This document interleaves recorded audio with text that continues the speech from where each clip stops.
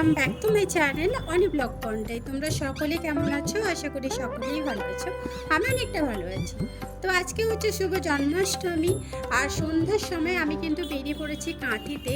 কোথায় কোথায় এই জন্মাষ্টমী পালন হচ্ছে বা উদযাপন হচ্ছে সেটা আমি শেয়ার করতে যাচ্ছি। আই হোপ আজকের ভিডিওটা তোমাদের ভীষণই ভালো লাগবে। সো তোমরা ভিডিওটা দেখতে থাকো, আমি কোথায় কোথায় গেলাম আর কি কি হলো জন্মাষ্টমীর উপলক্ষে, প্লাস তার সাথে খুব সুন্দর একটা সন্ধ্যা আরতির মুহূর্ত শেয়ার করবো। আই হোপ আজকের ভিডিওটা তোমাদের ভীষণই ভালো লাগবে। আমি কিন্তু প্রথমে চলে এসেছি আমাদের হরিসভা মন্দিরে। তোমরা সকলেই জানো আর সবার প্রিয় এই হরিসভা মন্দির। তো আমি প্রথমে মন্দিরের ভেতরে প্রবেশ করছি। তো এখান থেকে কমপ্লিট হলে আমি আরও অন্যান্য জায়গায় যাব। তো চলো আজকে আমি হরিসভা মন্দিরে কি কি হচ্ছে অবশ্যই শেয়ার করছি। তো দেখতে থাকো অ্যান্ড সঙ্গে থাকো।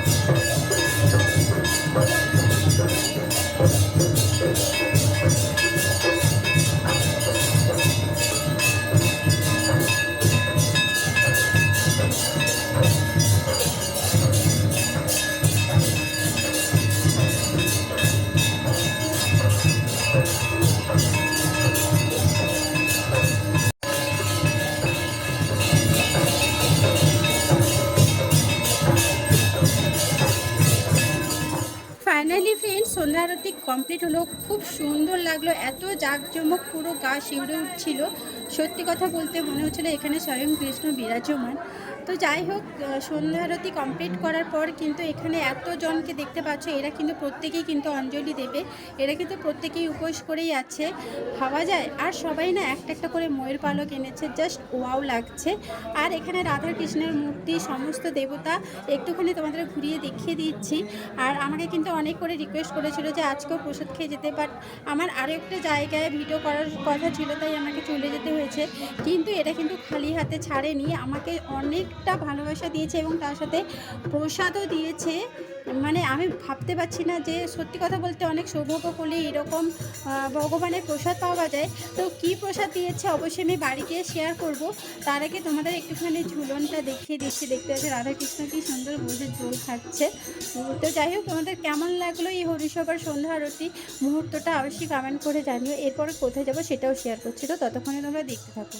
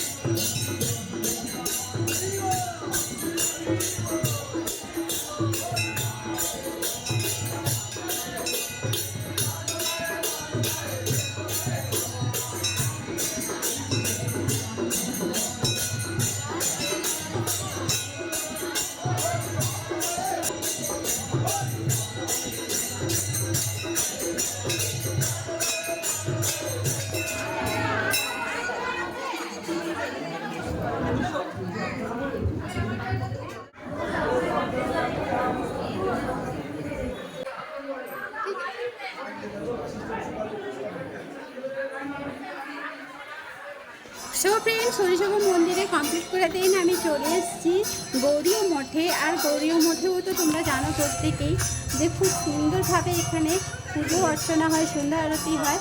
তো ফাইনালি আমি চলে এসেছি, এখানে খুব সুন্দরভাবেও গান হচ্ছে। তো চলো, এরপরে শ্রীকৃষ্ণের দরজাটা কিন্তু খোলা হবে একটু বাদে। এখন কিন্তু শ্রীকৃষ্ণের দরজা খোলার আগে যে গানটা হয় সেই গানটা হচ্ছে, তো খুব সুন্দর লাগবে। তো দেখতে থাকো অ্যান্ড সঙ্গে থাকো।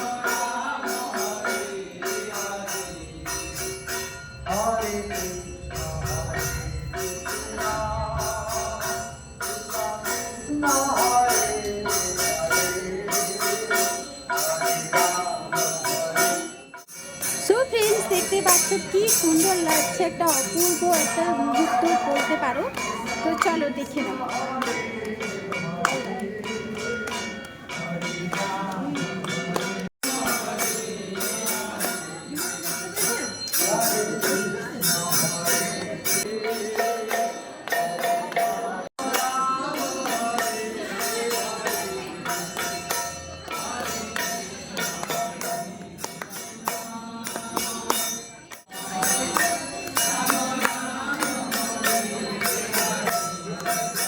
এরপর ফ্রেন্ডস আমি বাড়ি চলে এসেছি। তো হরিসভা মন্দিরে যে শ্রীকৃষ্ণের প্রসাদটা দিয়েছে সেটা একটু দেখো।